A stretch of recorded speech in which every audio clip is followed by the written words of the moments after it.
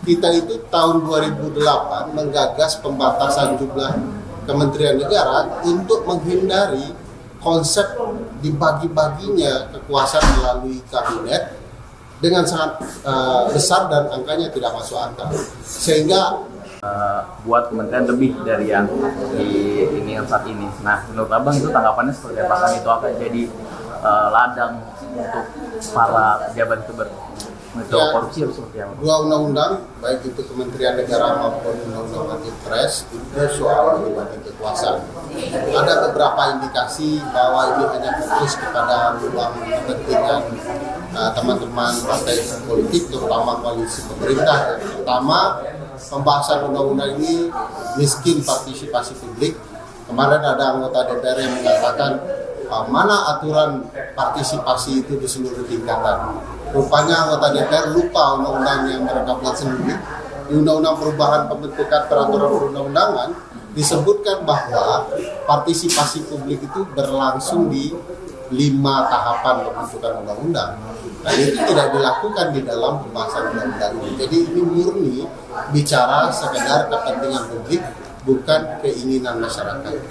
Kedua, kenapa ini disebut bagi-bagi kekuasaan? Karena di dalam undang-undang ini jumlah one team press ataupun kementerian itu tak berhingga. Jadi ini kembali kepada upaya menerapkan politik bagi jasa terhadap teman-teman politik di dalam Pilpres kemarin, sehingga jumlahnya tak berhingga seperti itu. Kedua, ini cacat sejarah. Kita itu tahun 2008 menggagas pembatasan jumlah kementerian negara untuk menghindari konsep dibagi-baginya kekuasaan melalui kabinet dengan sangat besar dan angkanya tidak masuk akal, sehingga gagal menghasilkan pemerintahan presidensial yang efektif. Oleh karena itu perlu dibatasi. Loh, sekarang kemudian kembali lagi tidak perlu dibatasi. Jadi cacat sejarah soal itu. Ketiga, ini soal pembagian agar seluruh orang yang merasa punya kepentingan dan hasrat politik bisa mendapatkan jabatan. Padahal bukan itu ciri khas sistem presidensial yang efektif, kan? Dengan angka yang tidak berhingga seperti ini, partai-partai yang tidak dapat pembagian di kabinet bisa dapat jatah di one team press. Yang tidak dapat jatah di one team press bisa dapat jatah di kabinet. Atau kemudian kalau memang perlu diperlebar jumlah menteri untuk memuaskan seluruh hasrat partai koalisi, ya tinggal diperbesar. Keempat, pola seperti ini memang pemubaziran keuangan negara. Bayangkan kalau dipecah kementerian yang ada saja, itu akan merugikan keuangan negara.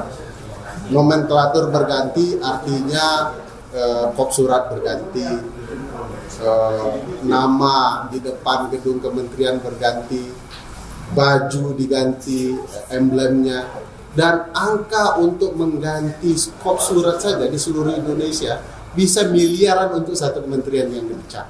Bayangkan kalau kemudian angkanya diperlebar di dalam pembagian jumlah kementerian. Jadi ini tidak sehat bagi kabinet pemerintahan yang baru, tidak sehat bagi Pak Prabowo, karena kesannya partai-partai sudah berupaya untuk memaksa Pak Prabowo membagi angka kementerian sesuai dengan kepentingan dan hasrat partai politik, bukan rancang bangun Pak Prabowo sebagai pemegang hak prerogatif untuk membagi kementerian untuk merancang kabinet presidensial yang efektif. Jadi semacam disandera oleh partai terlebih dahulu, ada undang-undangnya, ini bebas loh Pak, Bapak tidak perlu khawatir untuk kemudian menyebarkan jumlah menteri karena semua sudah aman. Dan akhirnya ini tidak bicara soal bagaimana presiden dan kabinetnya, tapi ini bicara soal kekuasaan apa yang akan dapat diberikan kepada mereka. Berarti bisa jadi ada potensi ladang korupsi dari kementerian yang gemuk ini ya Bang ya?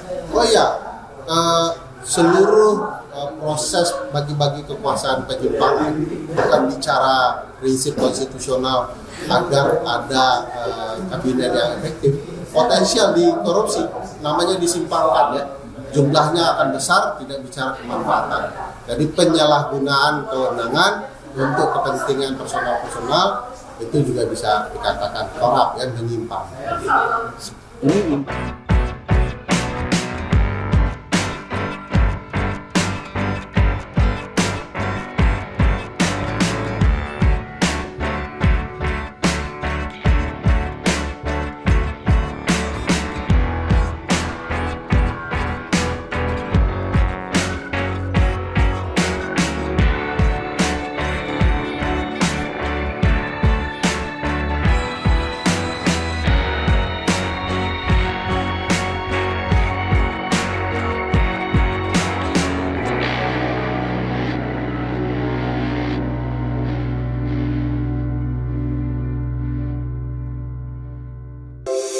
Di antara banyak sumber informasi, kami layak dipercaya.